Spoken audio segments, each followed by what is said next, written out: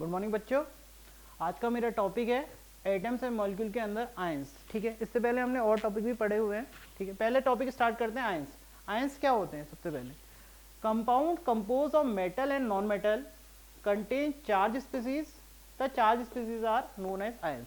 मतलब ऐसे कंपाउंड जो क्या मिलके बन रहे हैं, मेटल और नॉन मेटल से मिलके बन रहे हैं और वो कोई चार्ज स्पीसीज बना रहे हैं। चार्ज स्पीसीज कैसे बना रहे हैं? क्योंकि अगर कोई कंपाउंड चार्ज स्पीसीज बना रहा है इसका मीन्स ये हुआ कि उसके अंदर इलेक्ट्रॉन्स और प्रोटॉन नॉट इक्वल।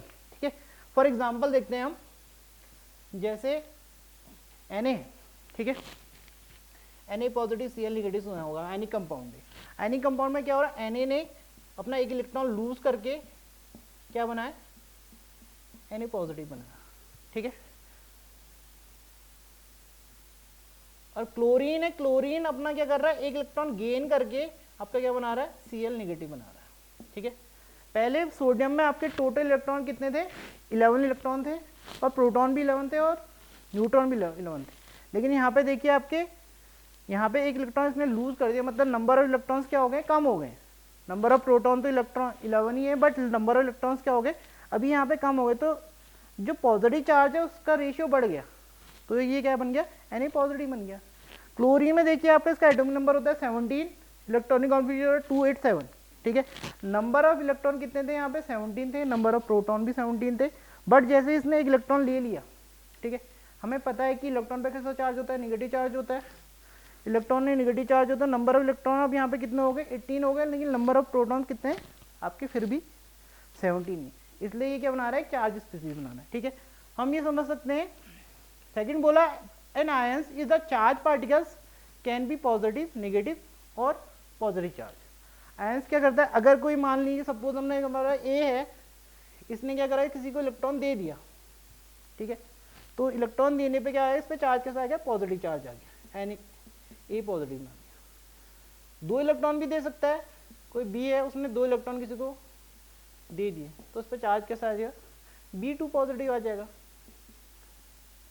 एक सी है, उसने 2 इलेक्ट्रॉन ले लिए, तो उस पर चार्ज क्या आ जाएगा, 2 नेगेटिव आ जाएगा।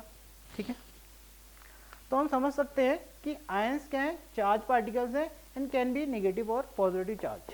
उसमें क्या हो सकता है, पॉजिटिव चार्ज भी हो सकता है और नेगेटिव चार्ज भी हो सकता है। ठीक है, अगर इलेक्ट्रॉन क्या करता है, कोई एटम क्या कर रहा है, इलेक्ट्रॉन को डोनेट कर रहा है, तो उस पर पॉजिटिव चार्ज आएगा, क्योंकि number of electron not equal to number of protons. ठीक है, अगर कोई एटम क्या कर रहा है, इलेक्ट्रॉन को गेन कर रहा है, तो क्या हो रहा है, उस पर चार्ज नेगेटिव आएगा। ठीक है, थर्ड है इसका point, ions may consist of a single charge atom or a group of atom that have net charge on them.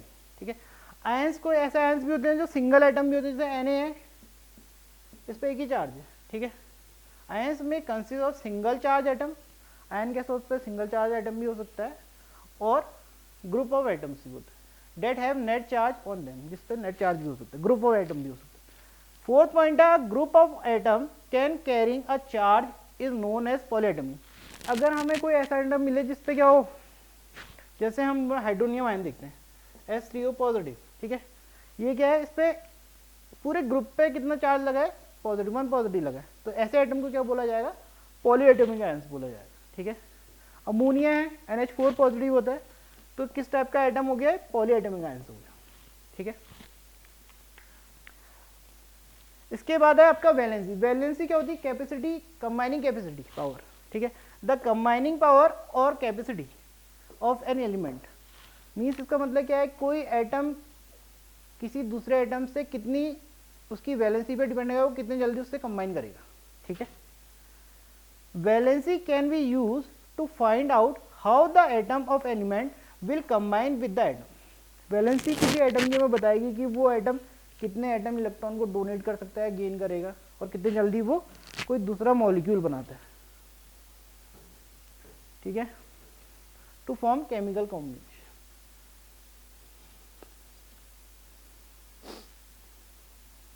देखिए वैलेंसी के लिए जैसे हमने बोला,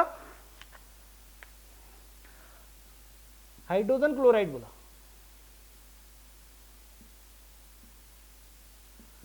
हाइड्रोजन क्लोराइड क्या है, एक मतलब हाइड्रोजन है इसमें और एक क्लोरीन है। ठीक है, हाइड्रोजन पे चार्ज कितना है, उसका एटॉमिक नंबर 1 है, आपको पता है, और वैलेंसी भी इसकी क्या है, 1 ही है। ठीक है, क्लोरीन का एटॉमिक नंबर कितना है, 17 है और इसकी वैलेंसी कितनी है, इसकी भी 1 है, ठीक है। तो इसको हम क्रॉस मल्टीप्लाई करेंगे तो एक कुछ ऐसा बन जाएगा फॉर्मूला ऐसे। मैग्नीशियम क्लोराइड देखते हैं,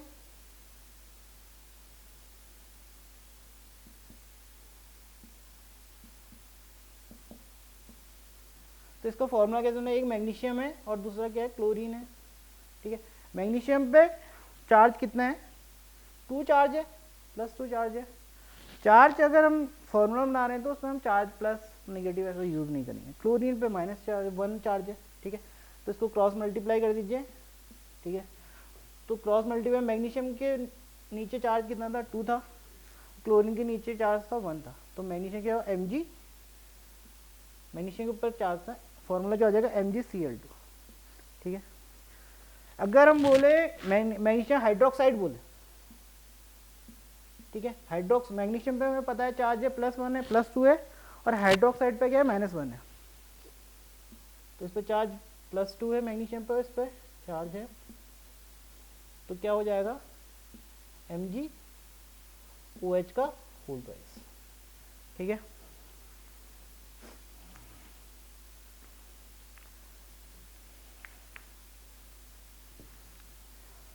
इसके बाद है आपका मॉलिक्यूलर मास। मॉलिक्यूलर मास क्या होता है, मॉलिक्यूलर मास की डेफिनेशन दी गई है यहाँ पे, the mass of a molecule that is equal to the sum of the masses of all the atom consist in the molecules.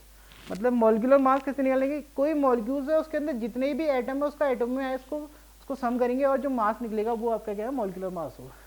For example देखते हैं H2O, ठीक है, इसका मॉलिक्यूलर मास कितना होगा, हाइड्रोजन का एटॉमिक मास कितना है, 1, कितने हाइड्रोजन है, 2 हाइड्रोजन है, और ऑक्सीजन का एटॉमिक मास कितना होता है, 16 होता है, ठीक है।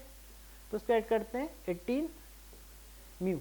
म्यू इसकी क्या है, यूनिट है, यूनिफाइड मास भी बोलते हैं इसको, ठीक है। कार्बन का एटॉमिक मास कितना है, कार्बन का फॉर्मूला क्या है, कार्बन डाइऑक्साइड का फॉर्मूला क्या है, CO2। कार्बन का एटॉमिक मास कितना है, 12। ऑक्सीजन का कितना एटॉमिक मास, 16 है, कितने ऑक्सीजन है, 2 ऑक्सीजन है, तो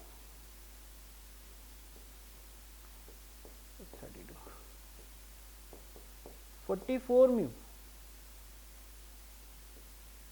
इसका एटॉमिक मास है, ठीक है। जैसे आपका क्या है, नाइट्रिक एसिड है, नाइट्रिक एसिड का फॉर्मूला क्या है, HNO3। हाइड्रोजन का एटॉमिक मास कितना है, 1 है, नाइट्रोजन का एटॉमिक मास कितना है, 14 है, ऑक्सीजन का एटॉमिक मास 16 है, कितना ऑक्सीजन है, 3 ऑक्सीजन है। तो इसको ऐड करेंगे,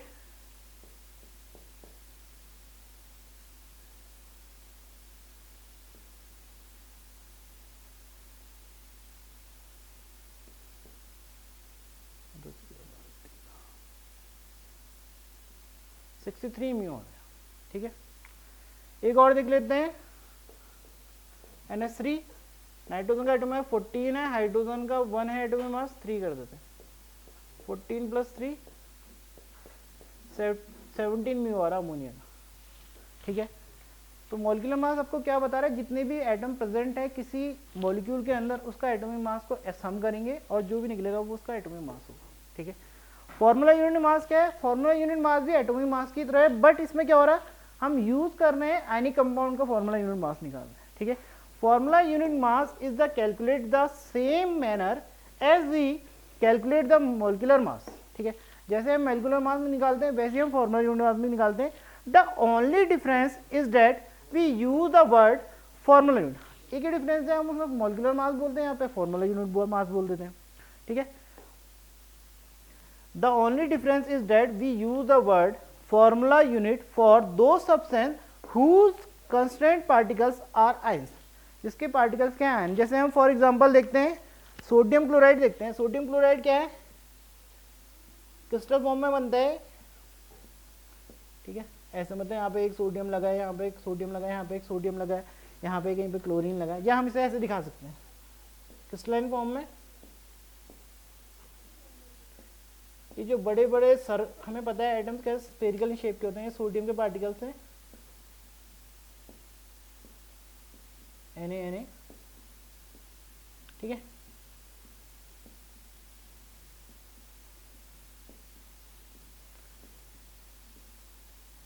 sorry,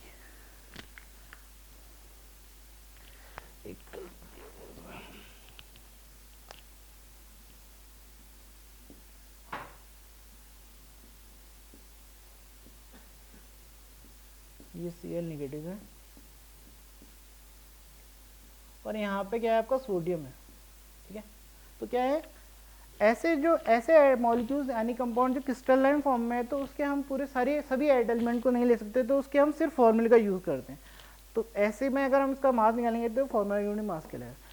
sodium chloride has a formula unit किया है। सोडियम क्लोराइड बहुत सारे उसमें सोडियम के आइटम है, बहुत सारे क्लोरीन के आइटम है, उन आइटम्स को हम नहीं लेते और उसकी जगह पे क्या लेते हैं, सिर्फ उसका फॉर्मूला लेते हैं, NaCl ले लेते हैं, ठीक है। Formula unit mass of NaCl का फॉर्मूला यूनिट मास क्या हो जाएगा, सोडियम का एटॉमिक नंबर कितना है 23 और क्लोरीन का है 35.5, ठीक है। ये निकलता कितना है 58.5 म्यूजिलेट, ठीक है। तो हमने आज क्या क्या पढ़ लिया है, आयंस पढ़ लिए, चार्ज पार्टिकल्स हैं जिसमें पॉजिटिव चार्ज हो सकता है, नेगेटिव चार्ज हो सकता है, ठीक है।